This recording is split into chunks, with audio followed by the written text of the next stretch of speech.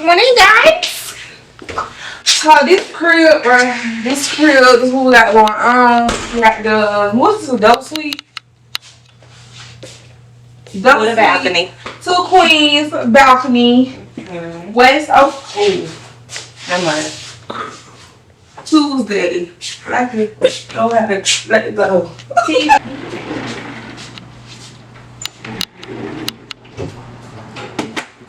Come on. Watch that. So we have a nice little view over there. We got whatever this is, and then we got this big tall building. A pool down here is cool, cute, whatever. Nice little view. One thing about it though, for this trip, my name is Alexandrea, but for this trip, I mean business, and my name is Hillary today. So I will be introducing myself as Hillary. I'm just fine. But I would like to be called Hillary. And I'm Shelena. Just Shelena, only Shelena. Was that shade? Shade? Is that shade? A lot of shade. I think it was shade. Oh! She's throwing shade like it's sunny. Alright, y'all. We done showed y'all the crib. We done showed y'all the view. Now, we finna go get ready. Yes. Let's go get ready for registration. We're gonna meet some people.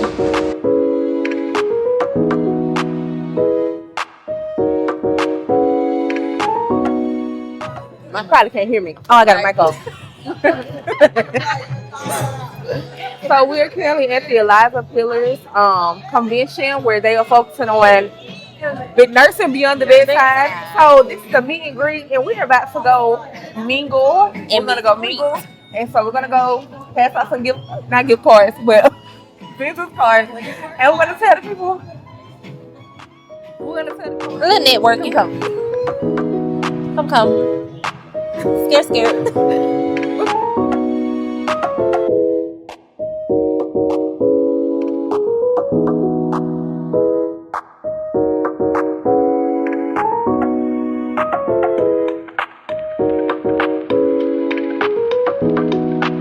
She said that like basically this generation don't want to do nothing for real.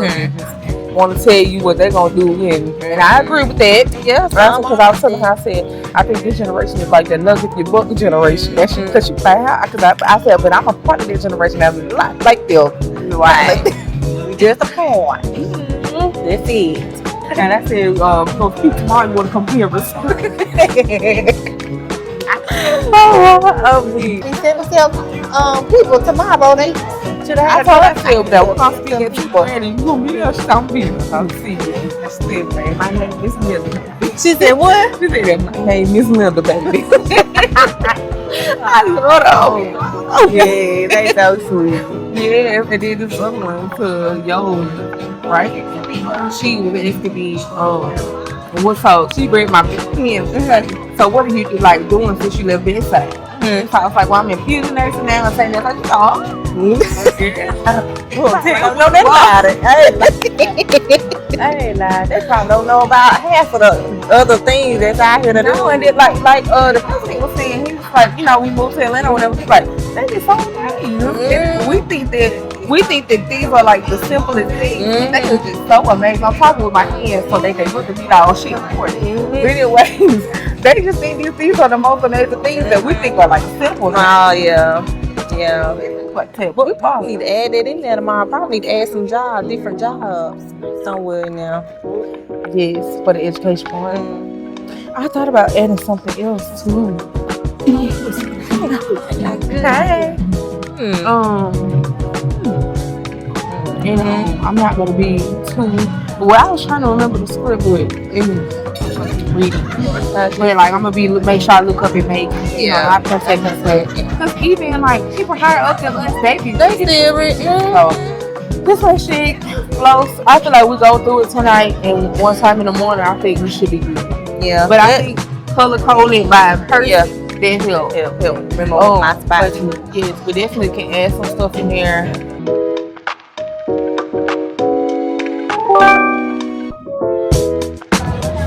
Even as you all are doing this project, there are still epic projects that you can consult and get on. Wow. Yeah. want to keep that in mind. We didn't know about that. Yeah. So that's what I do. Yes.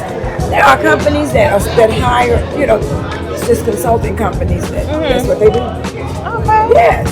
So we'll have to put that in my notes. Yes, Yeah, I have to put that in my phone. Yes. A little bit. Yes. That's good. It's real absolutely. good. And you know, Epic. Hey, all they want you to do is support the people that don't know it, Right. or that are not comfortable. To make them know. Hey, you got a question? You what they call at the elbow, ATE.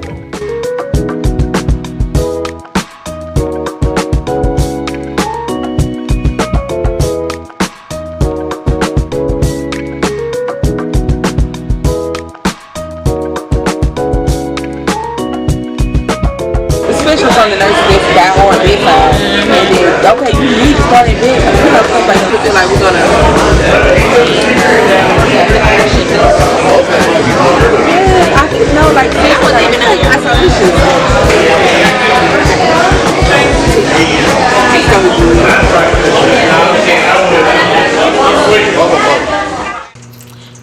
All right.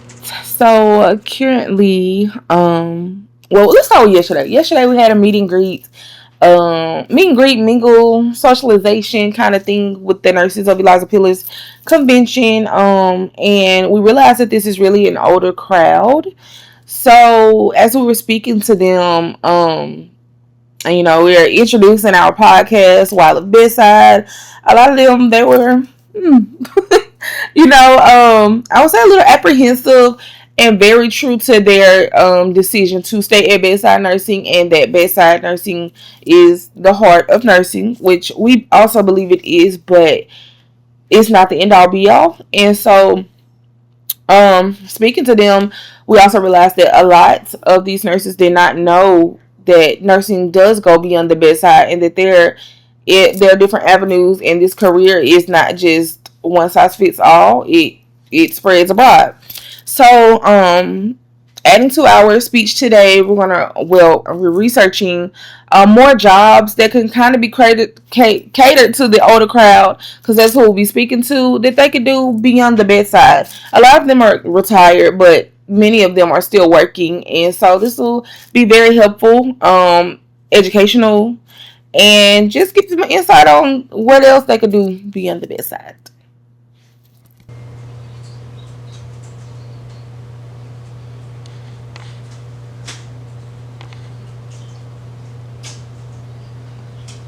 You need another one? I need a big one. I'm talking about. Yeah, you got a big one? Yeah. You got extra? Yeah. Yes, please. So but today, and yesterday, I didn't even put that on. But yesterday, I felt good. I'm glad we was able to meet and greet with them, because it kind of helped calm my nerves. Because this will be our first convention that we're speaking at. We were speaking at this setting, different than being behind a camera, and it's just me and Alex talking on the podcast. So, yes, I'm very excited though. I feel like I won't be as nervous as I would have been if I didn't get a chance to have a conversation with the older nurses. So, so we're just prepping, getting prepared, getting ready. We speak at 2:30 today. I'm excited. Right now, I am just prepping my face. I already did my skincare when I got out the shower. I used, what did I use? I washed my face with Cetaphil. This is like basically my travel skincare routine, because the bottles are small. So I use Cetaphil facial wash and CeraVe moisturizer, and I used Good Molecules, the discoloration serum. I also use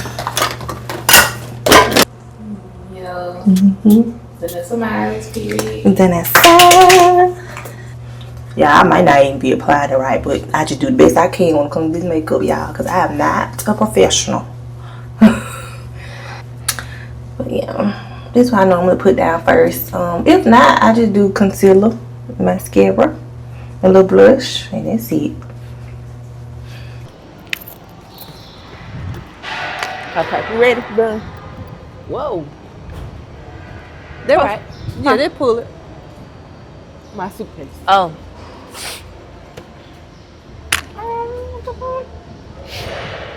I know it's raining.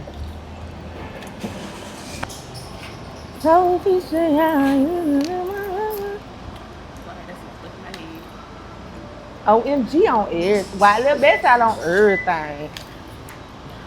We're gonna have to make that. Yeah, I'm trying to find the sound.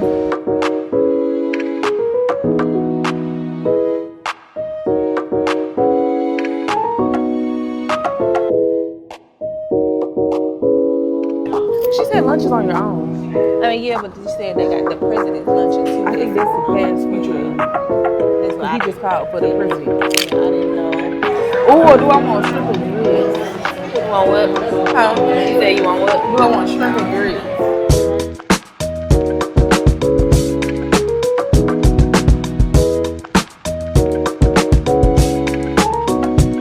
Good afternoon, everyone. While we're up here, our creative producer Kiki will be passing out business cards, so y'all can find where to reach us. Yes.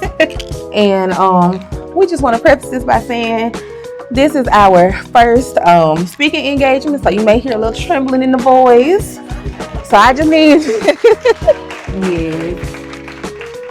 I just need a few of my nursing aunties and uncles just to reach a hand out and say, take your time, baby. I transferred to an LPN program at Jones College in Ellisville, Mississippi, after an unsuccessful attempt at MCC. I graduated from an LPN school in 2020 and continued my education to obtain my Bachelor's of Science in Nursing degree at William Carey University in Hattiesburg, Mississippi. Thank you. After years of hard work, sacrifices, persistence, I finally did it. In 2023, I graduated with my BSN. I went on to pass board shortly after and earned those 2 letters behind my name, becoming Shelena Benjamin BSN RN. He faced a BKA, which we know is a below the knee amputation of his right leg. And so during this time, it was a really scary time for our family, as my father was the sole provider. He was a breadwinner, so he was, he did it all for us. So he was the man of the house, but this time was a very vulnerable time. Just seeing him go from being like superhero and him feeling like superhero, Superman, to him losing his independence and ending up in a wheelchair. And so, but then, like I said, vulnerable time. He had some amazing nurses, amazing nurses. All the care that he experienced, and that I witnessed was amazing. And that really inspired me. I knew that I wanted to be able to exude that same compassion as his nurses had. Many of you have experienced firsthand what it's like to have 6 patients who are all total care patients or just outright sick. Maybe 2 of your 6 are on drips. 2 of them are confused and constantly trying to get out of bed with no sitter, or now imagine 2 of your patients are trying to crash at the same time. You make it to the end of this hellacious shift. Now it's time to do it all over again tomorrow. And what's even more concerning, some of these patients shouldn't even be on your floor. Maybe they belong on a step-down unit or in the ICU. Mm-hmm. Now add a shortage of nurses and CNAs to that equation, and suddenly the help you need doesn't exist. So picture a patient on seizure precautions, having a seizure, and you turn around and you have no suction supplies on the floor. That delay in care could be dangerous.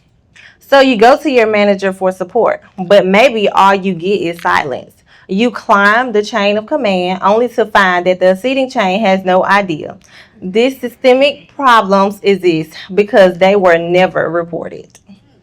So y'all, I had a situation that happened at work. I came in one night, I was on night shift. A patient, this was like right at shift change. Before I got a report on that patient, I was on the telemetry floor and I look up at the telemetry monitor, I see a patient heart rate running in the 180s.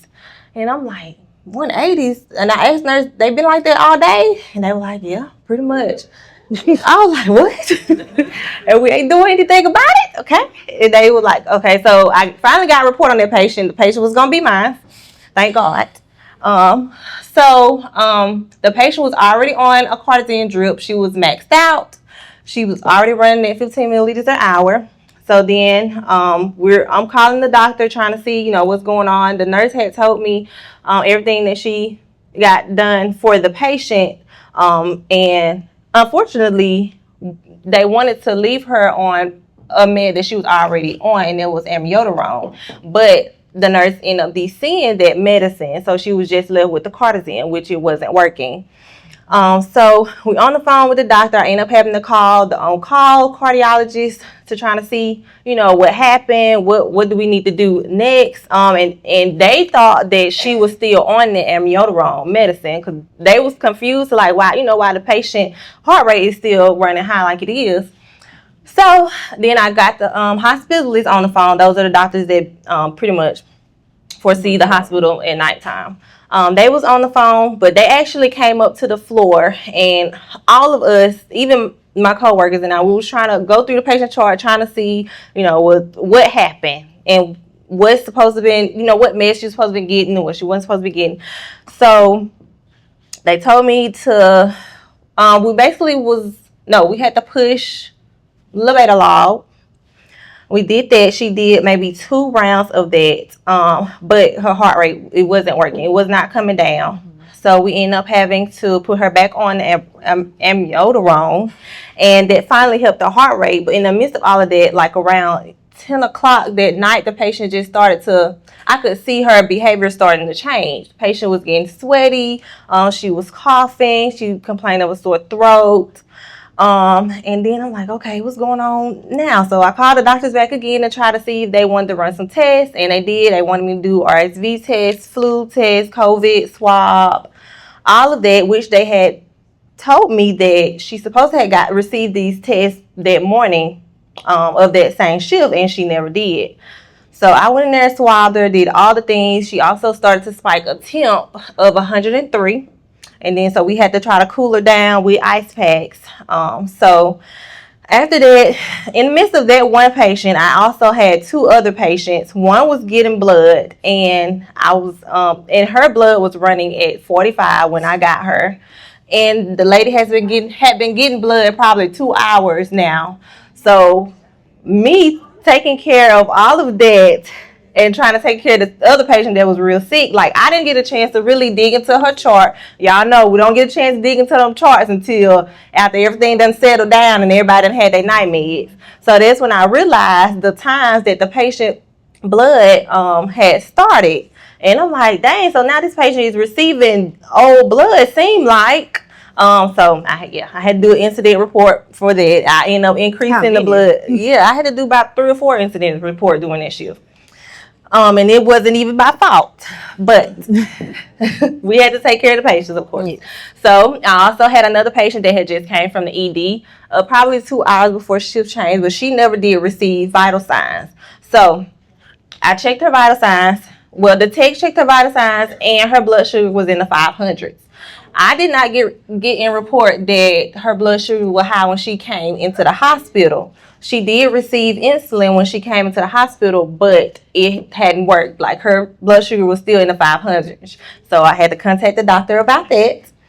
And to get her some more insulin. It finally came down, but thank God that patient was in a more stable condition than the others.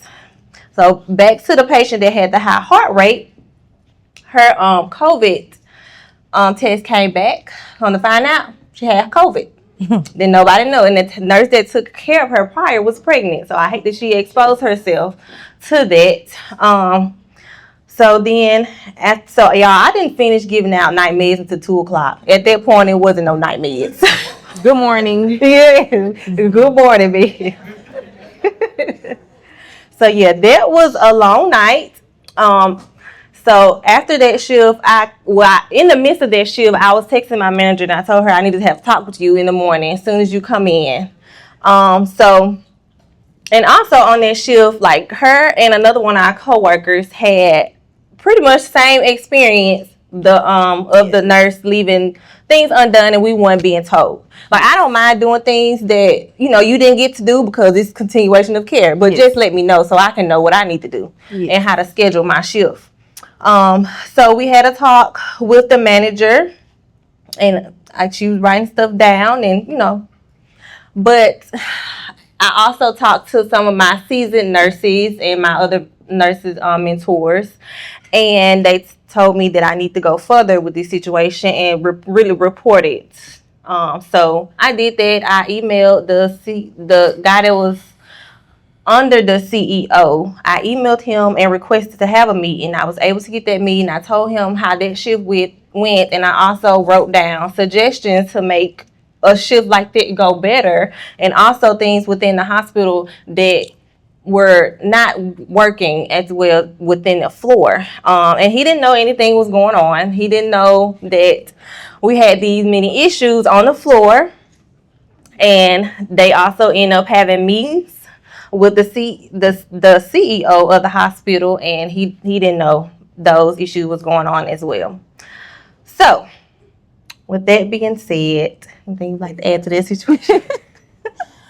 Only thing, so just imagine these things happening to you as a brand new nurse with no teamwork or guidance, and nurses eating their young instead of uplifting their young.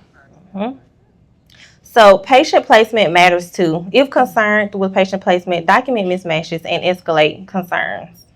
So with the nurses eating their young, that's not where it just happens, but that's where burnout accelerates. Mm-hmm. And we've done a bit of talking about the problems and the burnout that comes with it, and what we can do about it. So let's talk about the solutions. So we can We can prioritize safe staffing and ratios by speaking up and documenting if the assignments feel unsafe. Let leadership know, document miscare, high acuity, or situations where you could give safe care.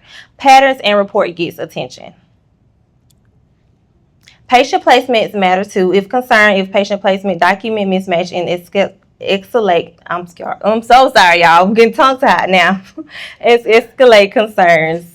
Resources aren't just supplies, they are staff.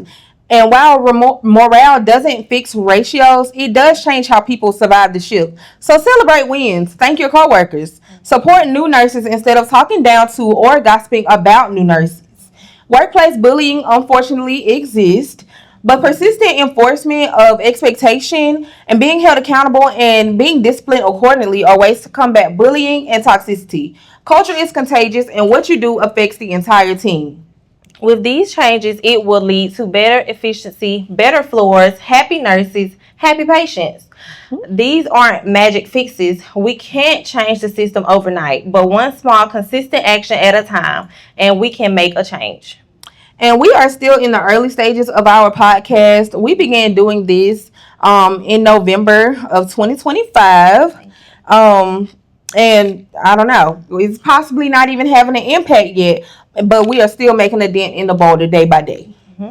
As previously mentioned, our podcast is in its infant stage. It's merely 8 months old and growing every day. We are still striving to meet our goal and help change the world of healthcare. So, a nurse looks at me, and I look at her, and she look at me. This viral video, so we didn't expect this to go viral. It's just a clip from our podcast, and this was on the travel assignment I told y'all about that we went to, and we didn't have our affairs in order. So we were working on a step down unit, but it wasn't really a step down unit. It was really transitioning back into like a med-surg telemetry floor. So we were right next door to the CICU. So upon entering this facility and being oriented to everything, the managers were saying, yeah, like if you need anything, CICU, they're right there. They're going to help you. We're a team. We're going to do everything that we can. So before you even call a rapid, just run over there and grab one of them, and they're going to help you and do what you need. So I had a patient. His heart rate kept spiking into the 200s. So as I should, I was alarmed. Because hold on, sir. So I messaged his provider, and I'm like, hey, so-and-so, his heart rate keeps spiking up, but he calms back down. I've assessed him blood pressure. Now, it's not, it's not low, but it ain't, what we want it to be either. It's about low 100s over, we'll say like 60. So, but he's not symptomatic, so he's not complaining about anything, but I don't like it. So So I messaging the provider, and she's like, okay, yeah, I'm gonna come up, but while we're at it, let's just give him some labetalol. Now, I am ACLS certified, so but at this particular hospital, even if you were ACLS certified and you were working on the floor, just a regular floor and not ICU, pharmacy did not want you pushing any beta blockers. So like a metoprolol or a labetalol, could not push that. So I had to go ask someone in CICU to push the medicine for me. So I get over there and I'm expecting them to just be just so happy and jolly to help out. Like, I thought we was a team. What happened to the teamwork? So I get over there, everybody's just huddled. I think they were watching TikTok videos or something, just laughing at the phone. And so I'm like, okay, nobody's doing it, so they're gonna help me. This is whatever, they're gonna help me. Mm-hmm. So I get over there and I'm like, hey, I have some labetalol that I need to be pushed. Could you come over and push it? So I'm like, okay, nobody's doing anything, so I'm just expecting somebody to be like, okay, sure, I'll be right over. And you already know of this policy that like I can't push it, so I need you to come push it. Mm-hmm. So the nurse looks me up and down. I'm like, oh, okay then. So I look back at her and I'm like, and she's just like, we're busy up here trying to save lives.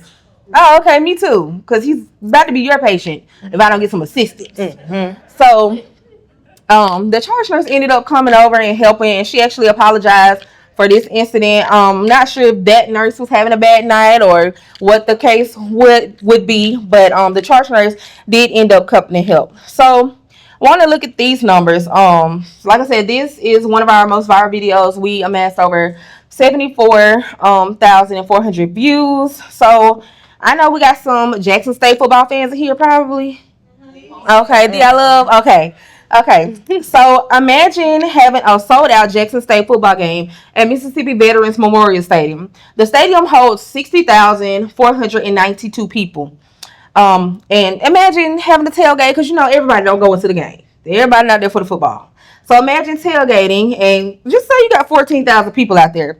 So that is how many views, how many people saw our video. So here's our few comments that really stuck out to us. Y'all know we had to abide by HIPAA rules, so we blacked out the username. So this comment stated, yes, congratulations. Get it, ladies. You're doing an amazing job. Keep going, y'all. I love it. And last but not least, I am an RN having work from home nurse guilt. I made that term up to fit how I'm feeling. I work inpatient for 2 years, and I had to make a shift to a work from home job for personal reasons. I stayed on as a PRN staff, but now I just want to find a part-time work from home job and leave bedside altogether. Am I a bad nurse for feeling this way? So we've just wrapped up season 1 of While at Bedside, which consisted of 26 episodes. And we're currently on season 2. Season 1 was really just to introduce ourselves to our audience and to become acquainted with season 2. Season 2, we're having guests who are going to tell their personal stories and let us in on why they left bedside and or why they stayed at bedside. We are so excited to see nursing from all angles because we each have a story. And my story may be different from your story. Your story may be different from my story, but they're our personal stories. So like I said, with our guests, it could be people who have left the bedside or people who are currently still at bedside. And we want to know why you left bedside and what do you think could change? What do you think that healthcare systems could do to keep retaining these nurses? Because we do need nurses at the bedside. Mm-hmm. We don't just want our nurses to leave the bedside, but also deep dive into why nurses are leaving the bedside. And also with the nurses who are still at bedside, what is keeping you there? And what is keeping you there that we may be missing who left bedside that can maybe even draw us back to the bedside? So we would like to say that we do welcome all guests. We do have a virtual option as well as in-person option in Atlanta. And if you would like to be a guest, just let us know, y'all. We don't discriminate. We want to hear nursing from all sides, from our baby nurses on up to the seasoned nurses. We want to hear your voice. So if you are more of a visualizer, you can watch us on YouTube at While at Bedside. But if you prefer to just listen, whether you're driving, going for a walk, or run, cleaning, or etc., Apple Podcasts and Spotify will be your go-to. Also, if you would just like to simply keep up with us while we are on this journey of change, we are on Facebook, Instagram, Threads, and TikTok at Wild Live Bedside. Whatever is out there, y'all, we got it. We name it. Okay. A bit more about where we are. We have recently relocated to Atlanta, Georgia, and started new roles in the profession of nursing. I have taken on a position as a PRN infusion nurse where I administer the medication you may see on TV as ads to help those who are chronically ill. Starting this job has truly been a joy to my soul and has contributed to my restoration of my love for nursing. Another role that I have stepped into is traveling clinical nurse educator. You know, the in-service people that y'all typically see in the hospital waiting to give you a bit of education regarding supplies or equipment. That's me. We run from you. We're trying to get our work done. But it's only take 3 minutes. That's all I need, 3 minutes. Recently, I went to California, and I was able to educate one hospital. Then I went to Ohio, and I educated 3 hospitals. And I have also taken on a role as a PRN infusion nurse. Y'all know they couldn't keep us separated. So, of course, we had to have a job alike and work within the same company. Well, not the same facility, unfortunately. But I really have a heart for the geriatric population. I know many people, they probably be like, I want to work with the babies. No, I want to work with the elderly people. Those are my babies. Yes, and so I knew deep down that I would really miss these interactions with the elderly population and just people in general when leaving bedside nursing. But little did I know that God would place me at an infusion center where the majority of the patients that I am able to see are geriatric patients receiving infusions like Leqembi and Consola for their Alzheimer's. I get to work in an environment that is not only rewarding, but calming to my nervous system, which was truly important to me. I'm not on edge or anxious when I go to work anymore. I am truly happy and so grateful for the connections that I am able to make with these patients. I get to see some of these patients on a weekly, bi-weekly, and monthly basis. I have also recently accepted a role as a PRN same-day surgery nurse where I will be working in pre-op and post-op, which I'm super excited about. I love learning and being able to learn about and explore not only a new specialty, but one of my dream specialties, and that's such a blessing to me. And speaking of blessings, another exciting thing that we've done since being in Atlanta has been making blessing bags for the homeless. While traveling back and forth from Mississippi to Atlanta to film, we noticed how large the homeless population was in Atlanta, and we wanted to do something for them. Now, since it's so many, pockets are a little limited. We were not able to do as much as we would have wanted to do, but we were able to put together a total of 30 blessing bags for them, which consisted of socks, hot hands, emergency thermal blankets, waters, peanut butter crackers, chips, toothbrush, toothpaste, sanitary wipes, hand sanitizers, Bible verses to keep them motivated and encouraged, and etc. We love to be able to do this and plan to do it for years to come. It really is a blessing just to be a blessing and to know that our impact truly can and does go beyond the bedside. And the decision to leave bedside nursing, it was not easy. And I had a lot of back and forth moments and a lot of talking to God too. Did not do anything without consulting God first. Right. But like I said, it was not easy. But we believe that anything is possible. And at this moment, we are seeing that with God on our side, the possibilities are endless. Yes. We are so thankful and grateful to be able to be here today and stand before you, sharing our stories, dreams, and possible resolutions to a few of the problems running rampant at bedside. We believe that nursing goes beyond the bedside and are happy to be examples of that. Don't forget to follow, like, share, comment on all platforms, and subscribe to our YouTube channel, Why I Live Bedside. Thank you all for listening. Thank you. Thank you. Hey. Don't make me cry now. I know. I do it. We did it, Joe. We did it. At the meeting. At the meeting. At the meeting. We gotta go, y'all. I done stayed too long. I done wasted my time. I remember when. Don't you fall. I live beside. Living for the last time.